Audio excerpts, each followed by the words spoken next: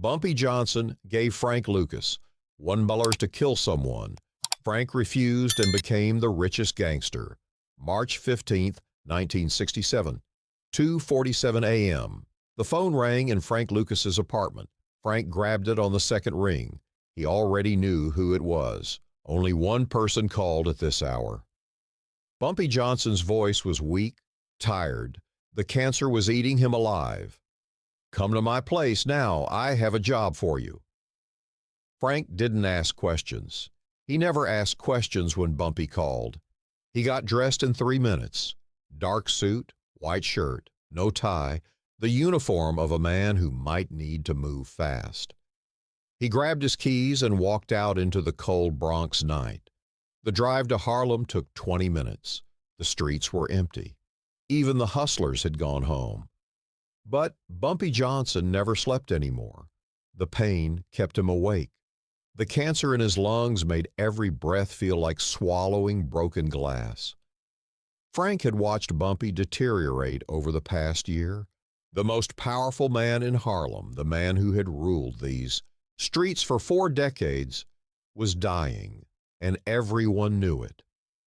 When Frank arrived at Bumpy's townhouse on Lenox Avenue, the door was already unlocked. That was unusual. Bumpy was paranoid about security, had been ever since the attempt on his life in 1952. Frank walked through the dark hallway, past the photographs on the wall showing Bumpy with politicians, celebrities, athletes, past the living room where Bumpy had hosted parties that made the newspapers, past the kitchen where Bumpy's wife Mamie used to cook Sunday dinners for the whole crew. The house was silent now, empty.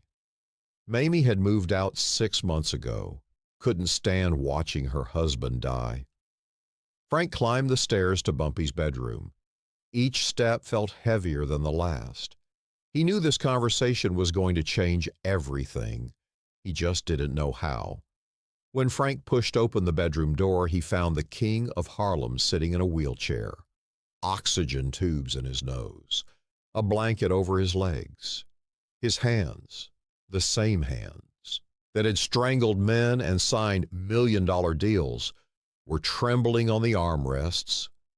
But his eyes were still sharp, still dangerous, still the eyes of a man who had survived 40 years in a business that killed most men in 5. Bumpy didn't say hello, didn't ask how Frank was doing. He just pointed to a briefcase on the nightstand. "Open it." Frank walked over and picked up the briefcase. It was heavy, heavier than it should have been. He unlatched the clasps and lifted the lid. Inside was more cash than Frank had ever seen in his life. Stacks of $100 bills, wrapped in rubber bands, packed tight, row after row of money. Frank's hands started shaking. He tried to count the stacks but lost track after 50. "How much is this?" $1 million. Frank's heart stopped. $1 million. In 1967, that was worth more than $10 million today. This was enough money to buy a city block in Manhattan, enough to disappear to any country in the world and live like a king forever, enough to become anybody you wanted to be. Frank had grown up with nothing, dirt poor in LaGrange, North Carolina, his family sharecroppers who never owned a thing. He'd come to New York with less than $20 in his pocket, and now he was staring at $1 million in cash. "What do you want me to do?" Bumpy leaned forward in his wheelchair. The movement made him wince in pain, but he pushed through it. His voice dropped to a whisper. "I want you to kill Nicky Barnes. If you're already hooked by this story, hit that subscribe button right now, because what happens next changed the history of organized crime forever. And I promise you, nobody tells this story the way I'm about to tell it."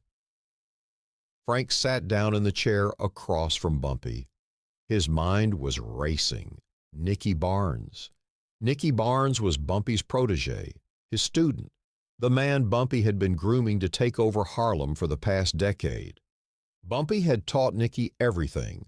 how to run numbers, how to manage people, how to deal with the Italians, how to survive in a world where everyone was trying to kill you or rob you or both. And now, Bumpy wanted him dead. Why? Frank asked. The question hung in the air. Bumpy's face twisted with rage, not the hot rage of a young man, the cold rage of someone who had been betrayed by someone they loved. Because that snake has been stealing from me for 3 years, skimming money from my operations, taking 10% off the top of every deal and hiding it in accounts I didn't know about. Building his own network behind my back, recruiting my people, making promises he couldn't keep. And last week, Bumpy paused, took a labored breath. The oxygen machine hummed louder.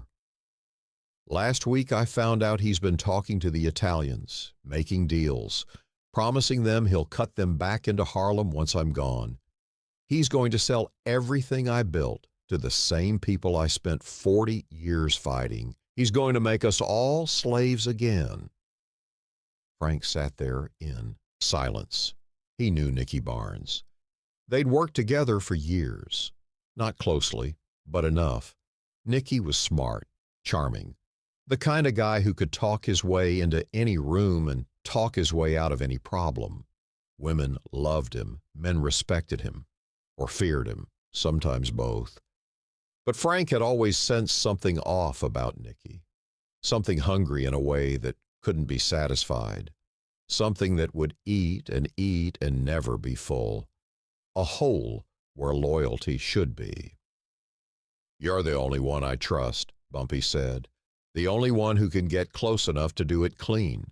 Take the money, kill Nicky, and when I die, which will be soon, everything I built goes to you." Frank looked at the briefcase. $1 million, an empire waiting for him. All he had to do was pull a trigger. But something didn't feel right. Frank had killed before, plenty of times, for Bumpy, for survival, for respect. In this world, sometimes you had to kill or be killed. There was no third option. But this was different.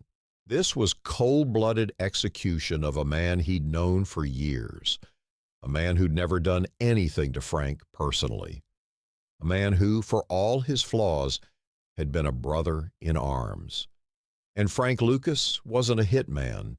He was a businessman. He killed when he had to, not when someone paid him to. That was a line he'd never crossed, a line he wasn't sure he could cross. No. The word came out before Frank even realized he was saying it. It hung in the air between them like smoke from a gun. Bumpy's eyes went wide. Nobody said no to Bumpy Johnson. Nobody. Not the Italian bosses who controlled half of New York. Not the politicians who owed their careers to his money. Not the cops who took his bribes and looked the other way. And certainly not a driver from North Carolina who'd only been in the game for 5 years. "What did you just say?" I said no. Frank pushed the briefcase back toward Bumpy. The stacks of money shifted inside, rustling like leaves. "I'm not killing Nicky Barnes. Not for $1 million. Not for 10 million. That's not who I am." The room went silent.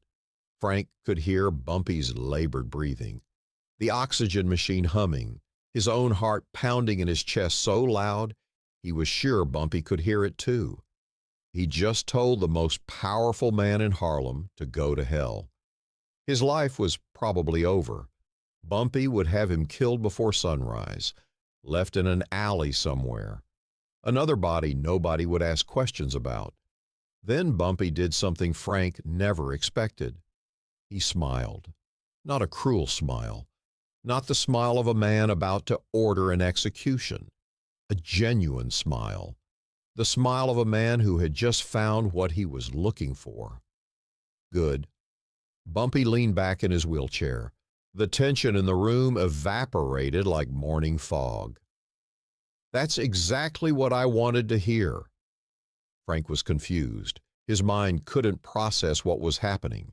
"What?" I've been testing everyone, Frank. Everyone who works for me, everyone who wants to take over when I'm gone. I've had this same conversation in this same room with this same briefcase 12 times in the past 2 months. I offered them the same deal, the same $1 million, the same target. You know what they all said? Frank shook his head. They all said yes, every single one of them, ready to kill Nicky Barnes for the money without asking a single question, without thinking twice, without wondering if it was a trap, without caring whether Nicky actually deserved to die. Just saw the money and started counting. Bumpy pointed at Frank. His finger was bony, trembling, but his aim was steady. But you said no. You pushed the money away. You told the most powerful man in Harlem that you weren't going to do what he asked. That takes something, Frank. That takes principles. And principles are the only thing that separates a king from a common criminal. Smash that like button if you're realizing right now that Bumpy Johnson was playing chess while everyone else was playing checkers. Because what he tells, Frank next changes everything. Bumpy reached under his blanket and pulled out a folder. Thick, heavy, stuffed with papers and photographs and documents that looked older than Frank. This is everything, Frank. Every business I own, every property, every bank account, every offshore account, every safe deposit box, every connection I've made in 40 years, every favor that's owed to me, every secret I've kept. This is 40 years of building an empire, and I'm giving it all to you. Frank stared at the folder like it might explode. Why me? You barely know me. I've only been working for you for 5 years. I've been your driver, your errand boy. I'm nobody. That's exactly why, Bumpy said. Everyone else has been around too long. They're corrupted, comfortable, lazy. They think they're entitled to what I built because they've been here for 20 years. They've gotten fat on my success. They've forgotten what it's like to be hungry. But entitlement doesn't build empires, Frank. Hunger does. And you're the hungriest person I've ever met. Frank couldn't argue with that. He was hungry, had been hungry his whole life, hungry to escape poverty, hungry to be somebody, hungry to prove that a black man from the South could build something that mattered. That hunger was the only thing that had kept him alive. Bumpy opened the folder and started explaining. The numbers racket that brought in $50,000 a week, runners in every neighborhood, collectors who made rounds like clockwork, protection from the cops who were paid to look the other way, the nightclubs that served as fronts for other operations, Small's Paradise on 135th Street, the Cotton Club legacy, places where you could launder money, make connections, and keep your finger on the pulse of Harlem all at once. The relationships with corrupt cops who didn't just look the other way, but actively helped.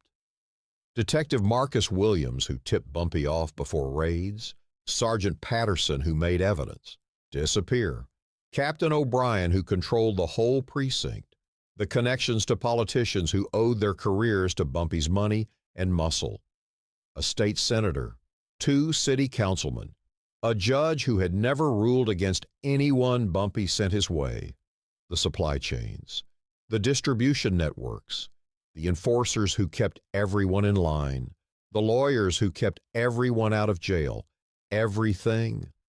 It was overwhelming. Frank had known Bumpy was powerful, but he'd never understood the scale. This wasn't just a criminal enterprise, this was a shadow government, an alternative system of power that existed alongside the official one but answered to different rules. But here's the most important thing, Bumpy said. He pulled out a piece of paper with a name and address written on it in careful handwriting. This is a man named Ike Atkinson. He's a sergeant in the U.S. Army stationed in Bangkok, Thailand.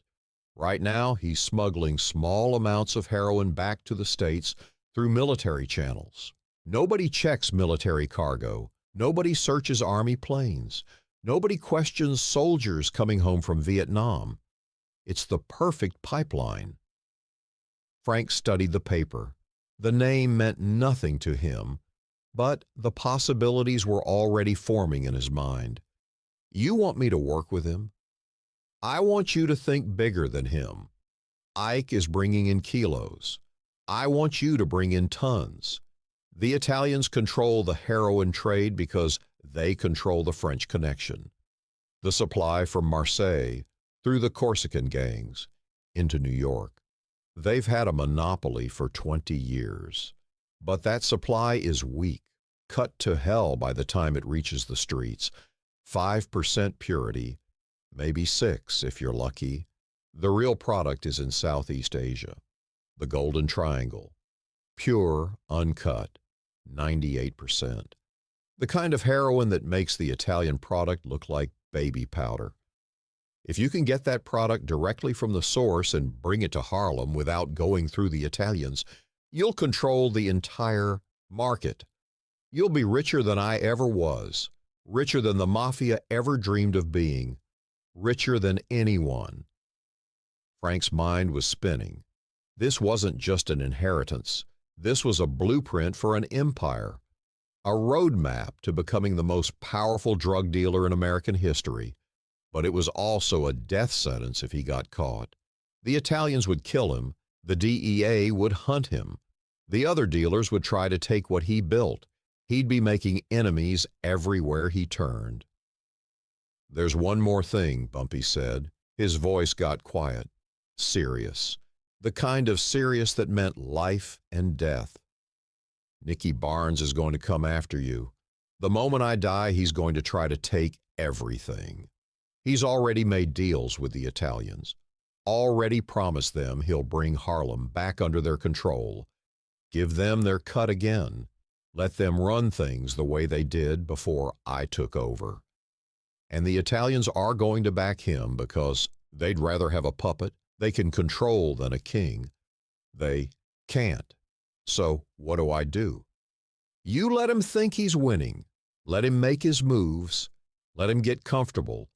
Let him build his little alliances and make his little plans. And when he's confident that he's about to take over Harlem, when he thinks he's already won, you show him what real power looks like. Bumpy handed Frank a key. Small, brass, old. The kind of key that opens something important. Safe deposit box at Harlem Savings Bank. Box 1147. Inside, you'll find $2 million in cash. And documents that prove Nicky Barnes has been informing for the FBI since 1965. Frank nearly dropped the key. The metal suddenly felt hot in his hand. Nicky's a rat. Has been for years. The feds have been protecting him. That's why he's never been arrested while everyone around him goes to prison. That's why he's always one step ahead of every bust. That's why he walks around Harlem like he's untouchable, because he is untouchable. As long as he's useful to the FBI, nothing can touch him.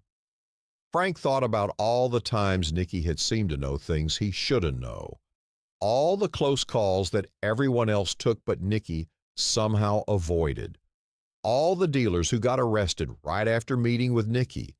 It all made sense now. But if that information gets out, Bumpy continued, the Italians will kill him themselves. They hate rats more than they hate us, more than they hate anyone. A rat is worse than a murderer in their eyes. If they find out Nicky's been talking to the feds, they'll put a contract on him so big that every hitman in New York will be looking for him. Bumpy grabbed Frank's hand. His grip was weak, the grip of a dying man, but his eyes were fierce, burning with the last fire he had left. Promise me something, Frank. Promise me you'll build something bigger than I ever could. Promise me you'll make them remember that Harlem belongs to Harlem, not the Italians, not the feds, not the politicians who treat us like votes and then forget we exist. Us, our people. Promise me. Frank looked at the folder full of secrets.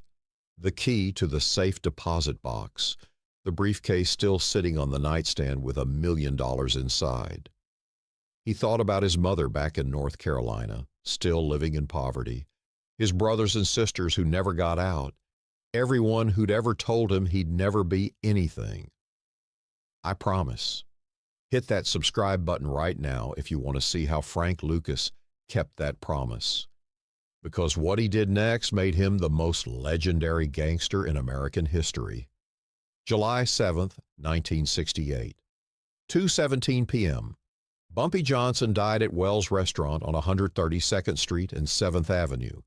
He was eating fried chicken, his favorite meal, the same meal he'd been eating at that restaurant for 30 years. Halfway through, he grabbed his chest. His face went gray. He tried to say something, but no words came out. Then he fell forward into his plate and never moved again. Heart attack. The cancer had weakened him so much that his heart just gave up. Dead before anyone could even call an ambulance. Dead before he could finish his last meal. Frank got the call 15 minutes later. He was at his apartment in the Bronx going over the papers Bumpy had given him, learning the business, memorizing the names and numbers, preparing for what came next. When the phone rang, he knew. He knew before he even picked it up. Bumpy's gone. 3 words. That's all it took. Frank hung up the phone. He didn't cry. He didn't scream. He didn't punch a wall or pour himself a drink. He got dressed, put on his best suit, black, respectful, the suit of a man going to claim what was his. And he drove to Harlem. The streets were already buzzing when he arrived. Word travels fast in Harlem. By the time Frank crossed the bridge, there were people gathered outside Wells' restaurant, some crying, some just standing there staring, unable to believe that Bumpy Johnson was really dead. The king was gone, and everyone was wondering what came next. Who would take over? Who would control the numbers? Who would protect them from the Italians? Who would keep the peace? Frank knew exactly what came next. He drove straight to Harlem Savings Bank, walked in like he owned the place, went to the safe deposit boxes in the back, box 1147. He used the key Bumpy had given him. His hands were steady. His mind was clear. Inside the box was exactly what Bumpy had promised. $2 million in cash, stacked neat, wrapped tight, more money than most people would see in 10 lifetimes, and a folder, thick with documents. Frank opened it and started reading. Photographs of Nicky Barnes meeting with FBI agents, clear shots, undeniable. Transcripts of conversations where Nicky gave up names, addresses, operations. Payment records showing the FBI had been giving Nicky money for years. Enough evidence to destroy him 10 times over. Frank took everything, the cash, the documents, put it all in a duffel bag and walked out of the bank. Nobody stopped him. Nobody asked questions. He was just a man in a suit carrying a bag. Nobody knew he was carrying the future of Harlem. The funeral was 3 days later. Abyssinian Baptist Church on 138th Street, the biggest, most famous black church in Harlem. The kind of church where history happened. 2,000 people showed up, politicians in expensive suits, gangsters in even more expensive suits, celebrities who owed Bumpy favors, musicians who'd gotten their start in his clubs. Everyone who was anyone in black America came to pay respects to Ellsworth Raymond Johnson, Bumpy Johnson, the king of Harlem for 40 years. Frank arrived late on purpose. He wanted everyone to see him walk in. He wanted them to wonder why he was late. He wanted them to notice. He was carrying a briefcase, not the same briefcase Bumpy had shown him, but an identical one. This one was filled with Frank's own money, $100,000 in cash, every dollar he'd saved in 5 years of working for Bumpy, his entire net worth.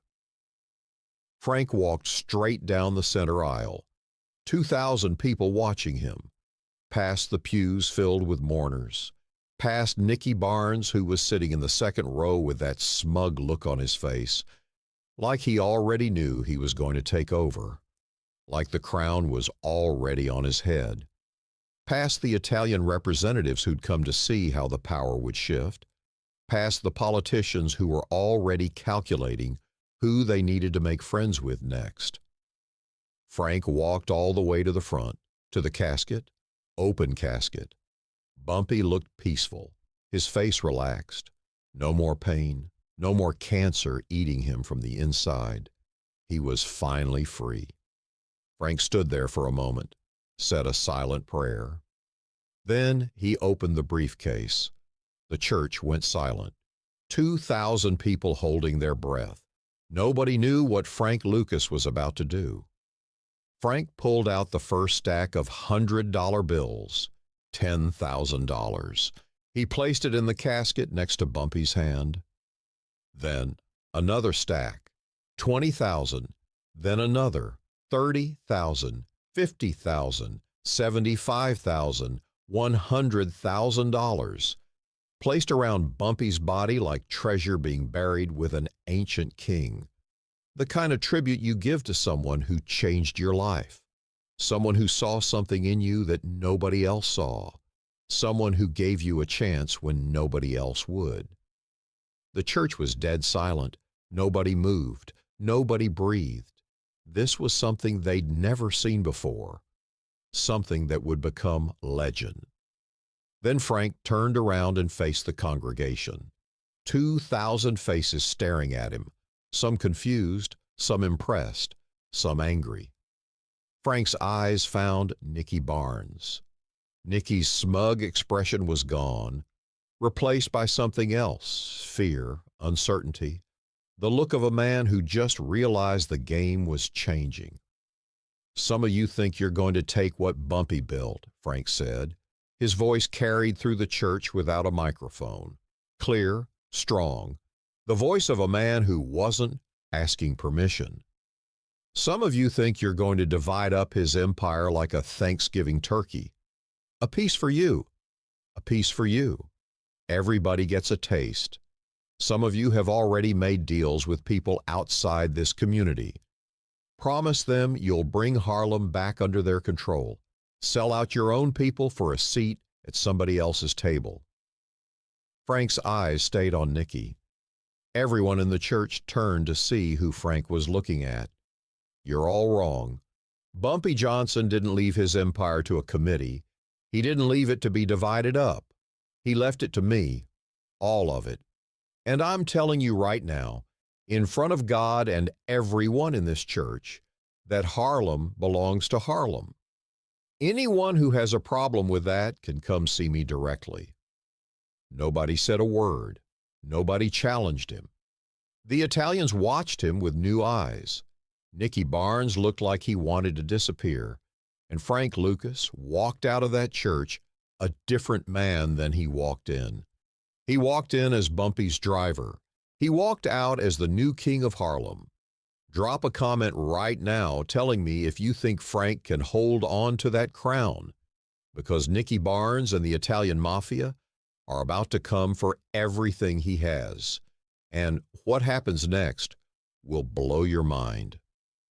3 weeks after the funeral, Nicky Barnes made his move. He'd been planning this for years, waiting, watching, building alliances while pretending to be loyal. And now that Bumpy was dead, there was nothing holding him back. Nicky called a meeting with the heads of the 5 Italian crime families. The meeting was at a restaurant in Little Italy, Umberto's Clam House on Mulberry Street, neutral territory. Nicky walked in wearing a custom suit that cost more than most people made in a month.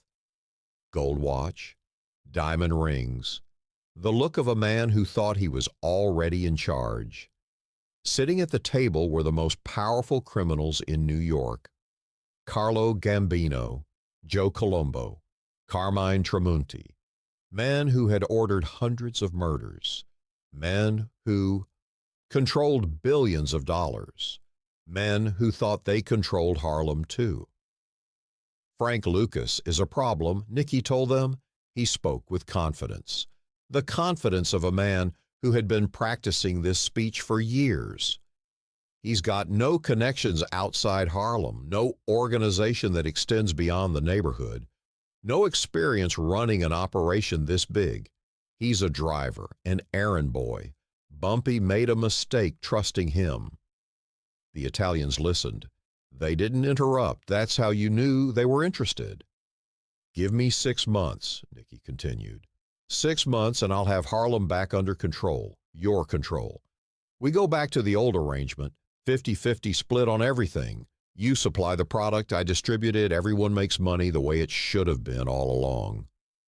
Carlo Gambino leaned forward. He was an old man, quiet, never raised his voice. But when he spoke, people listened, because the quiet ones were always the most dangerous. "And Frank Lucas?" "I'll handle Frank. Lucas. He'll be out of the way before you know he was even there." Gambino looked at the other bosses. A silent conversation passed between them. The kind of conversation that decided who lived and who died. "We'll give you the support you need," Gambino said finally. "Soldiers, money, protection from the police we control. But we want proof that you can deliver. Take care of Frank Lucas. Make it clean. Make it quiet. Then we'll talk about the future." Nicky smiled. The smile of a man who thought he'd already won. Consider it done. But Nicky made a mistake. The same mistake men had been making about Frank Lucas his whole life. He underestimated him. While Nicky was in Little Italy making deals with the Italians, Frank Lucas was on a plane to Bangkok. He'd taken Bumpy's advice, contacted Ike Atkinson, used the connections Bumpy had given him to arrange a meeting, and now he was flying halfway around the world to see the operation for himself. The flight took 36 hours. 3 layovers. Frank had never been outside the United States before, never had a passport, never seen a world that wasn't New York or North Carolina. But he wasn't nervous. He was focused, hungry, ready. When Frank landed in Bangkok, Ike Atkinson was waiting for him. Ike was Army through and through, built like a tank, the kind of man you wanted on your side in a fight. He'd been running small-scale smuggling operations for years, heroin hidden in furniture, in coffins, in the personal effects of soldiers coming home from Vietnam. Small stuff, a few kilos here and there, enough to make money, but not enough to attract attention. Ike took Frank to meet his suppliers. They drove for hours into the jungle, past villages where people had never seen a television, past poppy fields that stretched to the horizon, until they reached a processing facility hidden in the mountains. And what Frank saw there changed everything. The heroin was pure, 98% pure. Frank had the product, tested right there, watched the chemist run the analysis. The Italian product that came through the French connection was 5%, maybe 6%. This was 98%. You could cut this product 20 times, and it would still be stronger than anything on the streets of New York. And the price. The price was nothing. What the Italians were charging $50,000 for, Frank could get for $5,000. The markup was astronomical. The profit margins were insane. Frank made a deal right there. He'd buy the heroin directly from the producers, no middleman, no Italian tax, direct from the source. Ike would handle transportation. His Army connections could move anything. Coffins full of heroin hidden among the real bodies of soldiers killed in Vietnam. Nobody checked those coffins. Nobody searched them. It would be disrespectful to the dead. The perfect cover. Frank came back to New York with a plan that would make him the richest drug dealer in American history.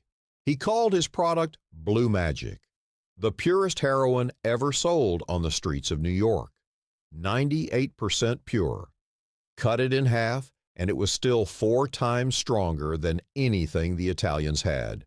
Sold at half the price. The fiends went crazy. Word spread through Harlem like wildfire. Blue Magic, the best product anyone had ever seen. People were traveling from Brooklyn, Queens, the Bronx, New Jersey, just to get their hands on Frank's heroin. The lines outside his spot stretched around the block. Within 6 months, Blue Magic controlled 70% of the heroin trade in New York. The Italians' business collapsed. Their customers disappeared. Their dealers couldn't compete. Nobody wanted the weak, overpriced garbage they were selling when they could get Blue Magic. Subscribe right now, because what happens next between Frank and Nicky is going to blow your mind. And I promise you, nobody tells this story the way I'm about to tell it. Nicky Barnes was left with nothing. The Italians blamed him for failing to stop Frank. His promises of taking back Harlem were worthless now. Frank Lucas had done what nobody thought was possible. He'd cut the Italian mafia out of the heroin trade entirely. His own people started switching sides. The soldiers Nicky had recruited saw which way the wind was blowing. They wanted to work for the winner. And the winner was Frank Lucas. The empire Nicky thought was his for the taking crumbled before it ever existed. He was a general without an army, a king without a kingdom, a rat without a hole to hide in. December 1971, 3 years after Bumpy's funeral. Frank Lucas was making $1 million a day, not a week, not a month, a day. He owned properties across New York and New Jersey, 100 houses, commercial buildings, nightclubs. He had a mansion in Teaneck that looked like it belonged to a movie star. He had corrupted cops, judges, and politicians on his payroll. Not just beat cops taking $50 to look the other way, detectives, captains, prosecutors, people who could make evidence disappear, people who could tip him off before raids, people who could make sure his people never stayed in jail for long. He had a fleet of luxury cars, Rolls-Royces, Cadillacs, Mercedes. He had women. He had respect. He had more money than he could spend in 10 lifetimes. He had kept his promise to Bumpy Johnson. He had built something bigger than Bumpy ever dreamed. Harlem belonged to Harlem, and Frank Lucas was its king. But Frank made a mistake, the same mistake that destroys every king eventually. He got comfortable, confident, visible. When you're on top, you start believing you'll always be on top. March 8, 1971, the Muhammad Ali vs. Joe Frazier fight at Madison Square Garden, the fight of the century. 15 rounds between the two best heavyweight boxers who ever lived. Every celebrity, every gangster, every power player in America was there. The tickets cost a fortune. The ringside seats cost a bigger fortune. And Frank Lucas showed up wearing a chinchilla coat and hat that cost $50,000.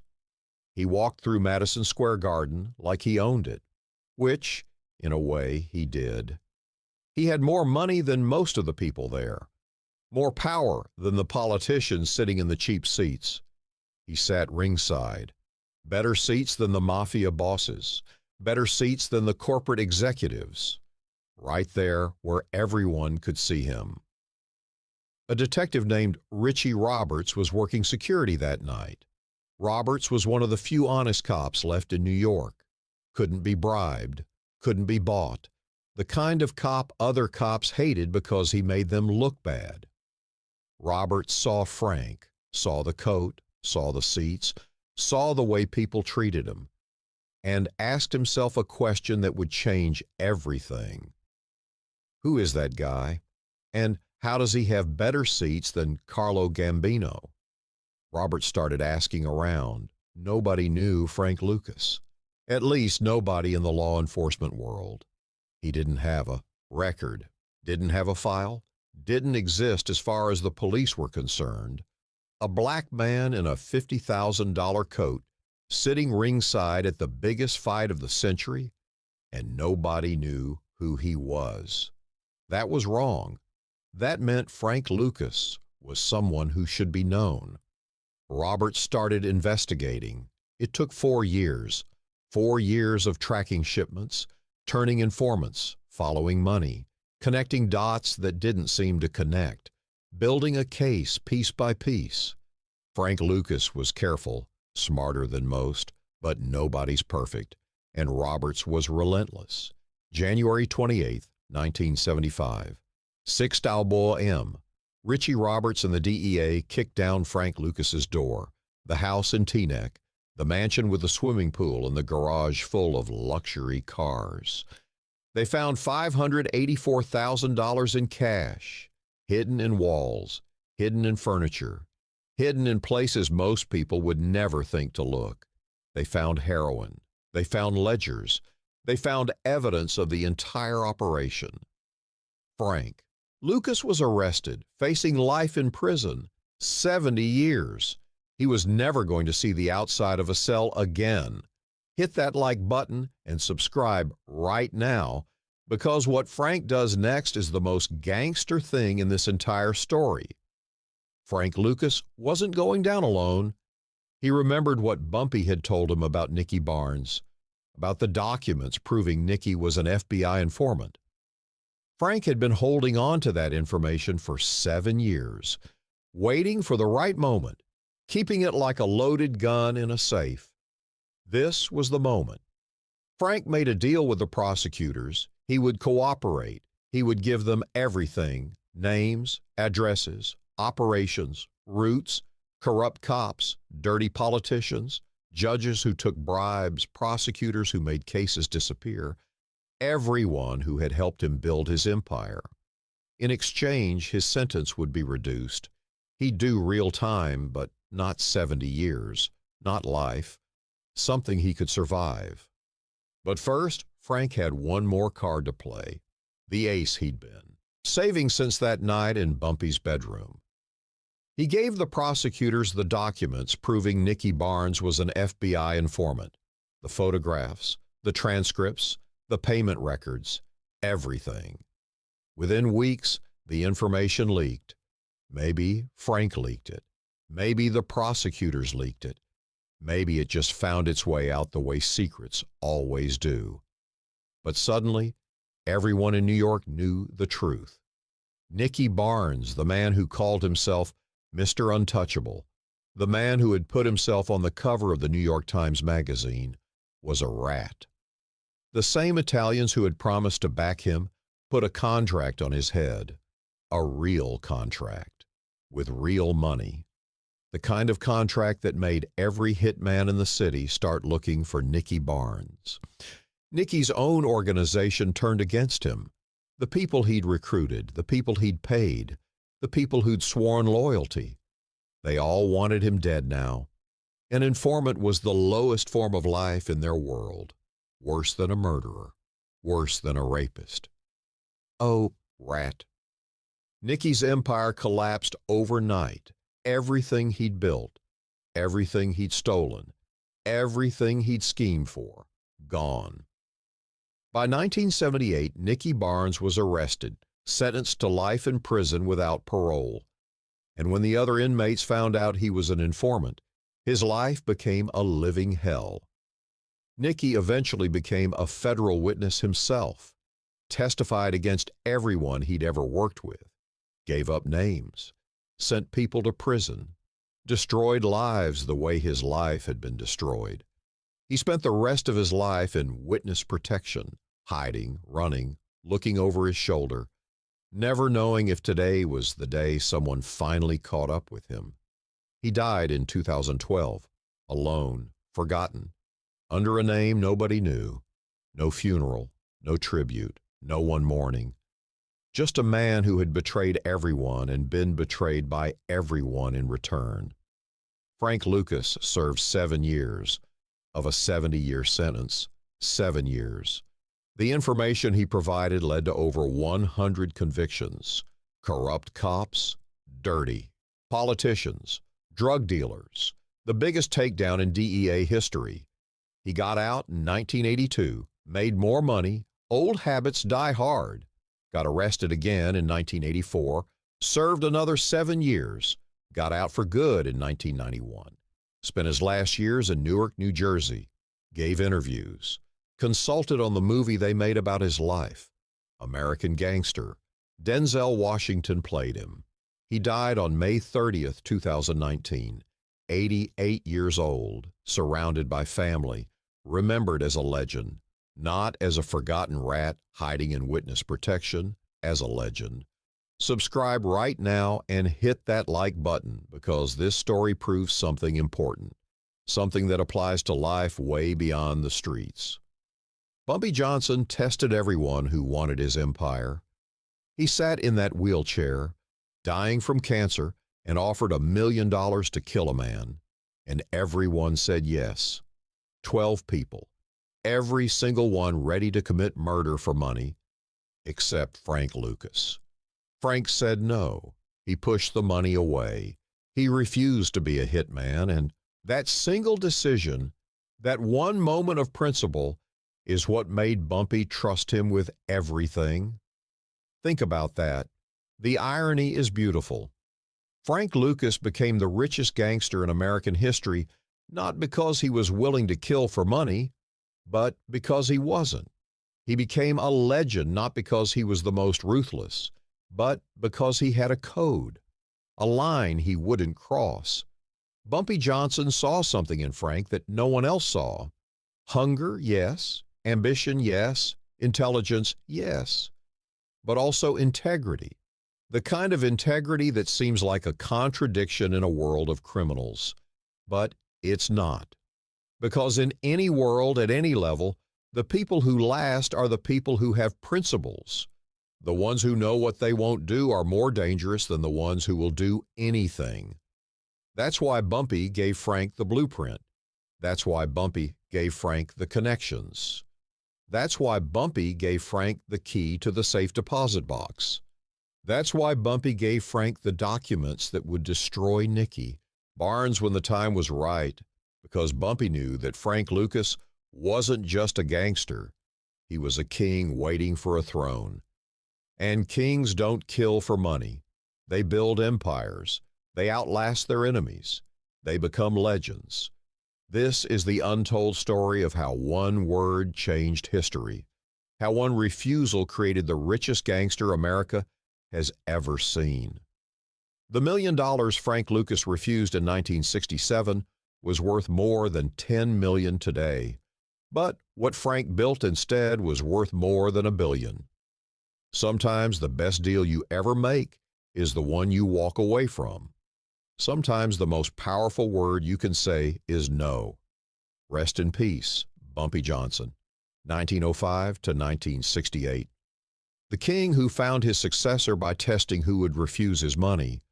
Rest in peace, Frank Lucas, 1930 to 2019. The man who said no and built an empire. The man who kept his promise. The man who proved that Harlem belongs to Harlem. The end.